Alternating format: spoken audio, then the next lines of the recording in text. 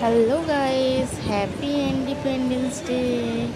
সবার আজকের দিনটা খুব শুভ হোক। আজকে আমাদের দেশ স্বাধীন হয়েছিল। আজকের দিনটা সবাই আনন্দ করো, মজা করো।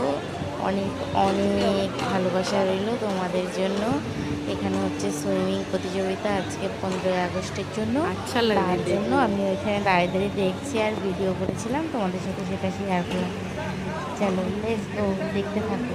বাই।